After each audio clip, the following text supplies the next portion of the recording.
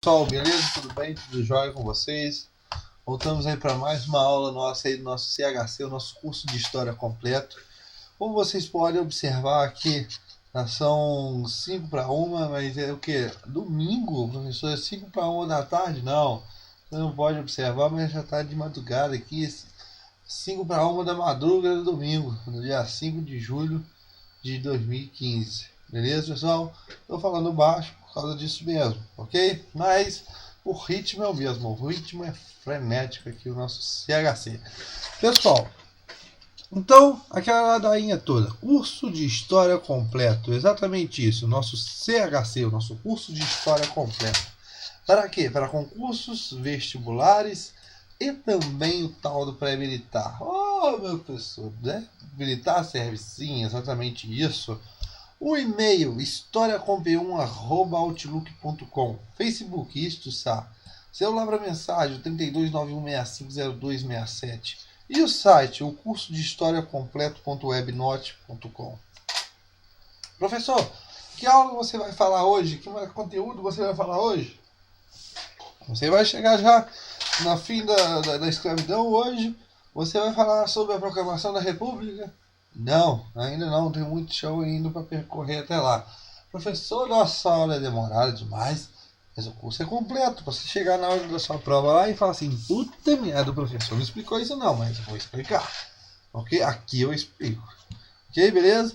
Então vamos lá, conteúdo. História do Brasil, 31. Exatamente isso, 31. O conteúdo, qual que é o tema que nós vamos observar? Medidas protecionistas e início da era industrial. Professor, início da era industrial em plena monarquia. Meu Deus, professor, o que aconteceu? O que é isso? Calma, você vai observar medidas protecionistas, professor. Já ouvi falar em algumas coisas em que o Brasil não tinha nada e... Mas calma, vou te explicar tudo mais, tudo bem? Então tá. Medidas protecionistas. Como você já sabe, medidas protecionistas é o quê? Para proteger. Para proteger alguma coisa. Proteger o quê? O mercado. E nesse caso, é o mercado interno brasileiro. Pessoal, para você, uma medida protecionista, por exemplo, é aumentar as tarifas alfandegárias. Nesse caso, o produto que é importado ele fica mais caro. Consequentemente, as pessoas diminuem a sua compra, né? Optam para comprar o mais barato. E nesse caso, os produtos nacionais ganham espaço. Tranquilo, pessoal? Claro que é muito difícil você concorrer com países muito industrializados, muito na frente. Mas as medidas alfandegárias, nesse caso, elas são muito importantes no caso de ser o quê? Proteger a sua economia. Medidas protecionistas. Ok, beleza? Então, beleza. Nós observamos que o nosso mercado no Brasil é um mercado interno e externo. Externo, exemplo, o café interno. Você tem os alimentos, né? O gado principalmente. Tranquilo, pessoal? Tranquilo. Então o nosso mercado é mais voltado para o mercado externo nesse período. O período colonial. No período colonial, pessoal, nós observamos o que nós já falamos aqui. O monopólio da coroa portuguesa. Todos os produtos, tudo que era produzido no Brasil ia diretamente para Portugal e Portugal queria vender esses produtos para o mercado europeu. Tranquilo? Então você tem nesse caso aí um monopólio português. Com a vinda da família real para o Brasil, o tal do Dom João, ele vai decretar a tal da chamada abertura dos portos às nações amigas, né, pessoal? E, consequentemente com isso, cria um tratado de navegação e comércio. Mas esses dois casinhos aí vão beneficiar e muito a Inglaterra. Lembrando que é a Inglaterra que salvou o pescoço do rei, da rainha e tudo mais, do príncipe, da rainha, do Dom João e tudo mais, o pessoal que veio. Por quê? A Inglaterra era contra as ideias aí de Napoleão Bonaparte, né? Essa expansão napoleônica que nós já falamos anteriormente. Mas esse tratado de navegação e comércio, pessoal, vai preferenciar, vai ajudar e muito, né? É uma forma, é uma troca de favores. Nesse caso, vai preferenciar quem? A Inglaterra. E quanto que eles pagavam por produto entrar no Brasil? Somente 15%. Os outros países pagavam 24%. Ok, pessoal? Lembrando aí, beleza? Então, consequentemente, o que acontece nesse momento?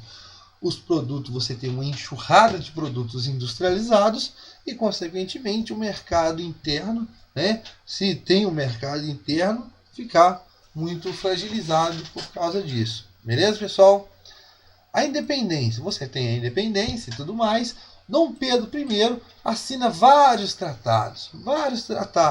Dentre esses tratados, que todos pagarão 15%. É outra forma também de não ajudar muito o mercado interno, né? A indústria, vamos dizer assim, entre aspas, brasileira. Por quê? O pessoal prefere comprar o quê? Os industrializados. Tranquilo, pessoal? Então, só que esses tratados, o tempo acabava. E com o fim desses tratados, o que acontece? A vaca vai para o brejo. Tranquilo? Já com Dom Pedro II, pessoal, a partir lá de 1844, você tem uma nova reforma tarifária, né? Onde você tem criada a tarifa Alves Branco.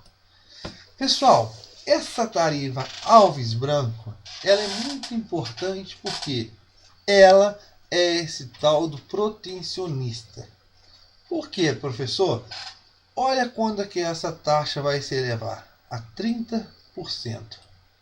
Ou seja, se a taxa alfandegária aumenta em 30%, logo que os produtos importados eles ficam mais caros. Os produtos industrializados que são importados vão ficar com preço mais salgado.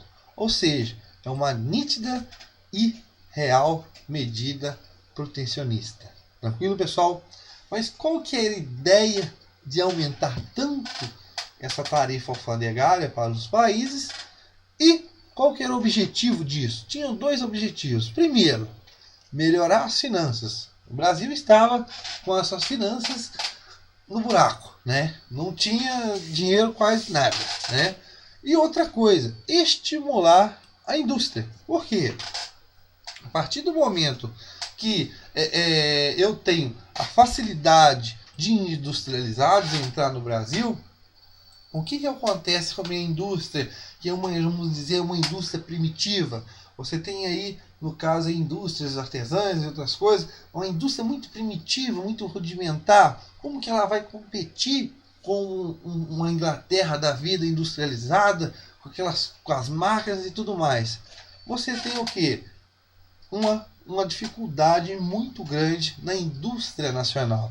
Então, a facilidade de industrializados, ela cai nesse momento. Por quê? Consequentemente, esses produtos irão ficar mais caros e, consequentemente, essas empresas e essas indústrias nacionais vão começar a crescer. Tranquilo, pessoal? Beleza? E, consequentemente, o que nós observamos com essa medida alfandegária? Né? Você observa que ela equilibra tanto as importações e as exportações. Agora você não tem não tantas importações que vão levar um prejuízo muito grande para o Brasil. Ok, pessoal? Beleza? Medidas protecionistas, fim. Tarifa Alves Branco, muito importante. Ok, pessoal? Beleza? Início da era industrial. Professor, teve esse tal de início da era industrial já aí no período monárquico? Sim. Podemos dizer, pessoal, que a indústria começa aí na monarquia, você tem até uns resquícios na colônia, mas é uma indústria primitiva, ou seja, uma indústria primitiva industrial artesanal. Tranquilo, pessoal? É uma coisa muito rudimentar, não aquela coisa industrial de máquina e tudo mais, mas é uma indústria artesanal. Tranquilo, pessoal? E ela se molda, né? Ela comercializa os seus bens, os seus produtos aonde? São comercializados na região mesmo, no local. Não tem aquela coisa de exportar. Tranquilo, pessoal? Beleza? o que nós observamos? Com o reinado aí de Dona Maria, ela baixa um ato, o ato de 1775, ou seja, ela proíbe qualquer forma manufatureira, né, ou vamos dizer aí, uma indústria primitiva nascer no Brasil. Ou seja, ela manda fechar tudo e tudo tem que vir de Portugal. Tudo. A colônia tem que estar ligada a Portugal. Tranquilo, pessoal? A partir de 1808, com a chegada de Dom João, você observa que ele revoga, né? Ele revoga esse ato de Dona Maria e incentiva a começar a industrialização. Só que essa ideia, né, de Dom João não repercute assim um surto industrial muito grande. O surto industrial e firme e tudo mais vai começar a partir de 1930, pessoal. Nós estamos aí ainda, vamos dizer, em 1808. É muito tempo ainda, né, pessoal? Vamos dizer, arredondando para 1800, mais 130 anos. Ok, pessoal? Beleza? Então, mas qual que eram os fatores que impediam nesse momento aí de 1808 com Dom João esse impedimento de você não conseguir ter um surto industrial no Brasil? Primeiramente, o Tratado de Navegação e Comércio, que dava a tarifa de 15% aos produtos ingleses. Óbvio, você vai ter uma avalanche, você vai ter uma enxurrada de produtos industrializados ingleses entrando dentro do Brasil. Prejudica muito a indústria nacional, que não tem aquele potencial tão grande como é uma indústria inglesa para competir no mercado. Ok, pessoal? Outra coisa, a força motriz, o carvão, né? O carvão em pedra. O Brasil não se tinha, mas a Inglaterra era abundante. E o carvão, por ser uma força motriz, ele gerava muito mais energia e força do que a força aí dos moinhos d'água, ou até humanos ou animais de extração humana e animal. Tranquilo, pessoal? Beleza? E claro, pouco mercado consumidor e entre outras coisas. Ok? A tarifa Alves Brancos, pessoal, como eu já falei para vocês, ela aumenta a tarifa alfandegária em 30%. Como já falamos, é uma medida protecionista para proteger a economia do Brasil e, consequentemente, aos poucos a indústria nacional começar a subir de patamar. Ou seja, o industrializado fica mais caro, se dá preferência para os produtos que são do Brasil, nacionais. Por quê? Você observa que você vai ter uma falta de produtos e esses produtos que estão em falta vão começar a ser fabricados no Brasil, por causa da tarifa alfandegária que está lá em cima. Ok, pessoal? Então você vai ver que vai encarecer os importados e incentivar a falta. Ou seja, falta produtos, então vai ter um incentivo nacional de começar a produzir aquele tal produto que está faltando por causa dessa medida protecionista, ou seja, da tarifa Alves Branco. Ok, pessoal? Qual que é a primeira indústria que começa a despontar nesse momento, pessoal? O professor, que começa a crescer? A indústria têxtil. Ela cresce, vai crescendo e vai virar aquilo que nós já sabemos já. Ela aproveita muito a mão de obra livre, porque essa mão de obra livre não pode trabalhar no campo, não é que não pode, não tem espaço, ele não tem vaga para trabalhar no campo por causa de quê? Mão de obra escrava. Ok, pessoal? Outra coisa, fomos aumentando o surto industrial. E esse, como eu já falei para vocês, esse surto industrial vai aumentar. Você vai ter, primeiramente, 200 estabelecimentos industriais. E depois, no momento, passado aí alguns anos, você vai ter 600 estabelecimentos industriais. Ou seja, esse aumento, esse surto industrial, vai aos poucos ganhando força. E a partir aí de 1930, você observa esse boom aí com o Getúlio Vargas. Ok, pessoal? Na nossa próxima aula falaremos outra coisa sobre a história do Brasil. Ok? Um abraço aí e bye bye.